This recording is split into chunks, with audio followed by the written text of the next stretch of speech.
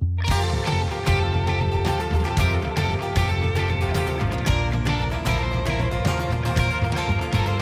actual pavilion itself is a long stretch. It's 100 metres by 20 metres. So right at the beginning of the process, I envisaged it as being like a walk, and at the end of this walk there'd be something which would allure you, something which would kind of drag you in. So I had this idea of taking a section of the British countryside and transporting it over here to Milan. And instead of having the countryside which would be on the ground, it was actually raised up high at waist level, so you'd be experiencing it like a bee. So hopefully you would have a slight sense of humility, and it's this idea of the micro and the macro.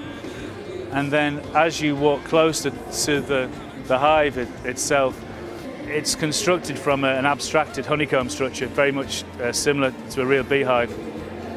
And it's south facing, so as you see people inside it, people are like silhouettes, almost like little bees inside. So again, it's this connection between man and bee.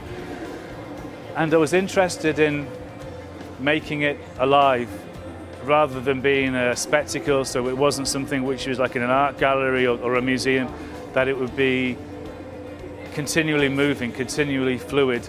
Nature itself continually changes, and I thought it'd be good and impactful as if the pavilion could do this at the same time. So I worked with an amazing scientist called Dr. Martin Benchik. So what we have is back in Nottingham, thousands of miles away in a beehive, we have these little accelerometers inside a beehive which sends digital signals in real time, 24 hours a day, to the hive behind you. In the morning, the bees are very much like people. You know, they're quiet, they're kind of calmer.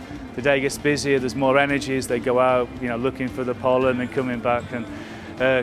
And then this energy, this activity is expressed through light and sounds within the hive itself.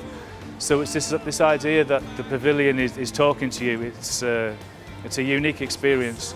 It was probably the hardest and the greatest and the most difficult years of my life in so many ways. It was usually a project like this might take 2 years, 2.5 years, and we did everything in less than a year.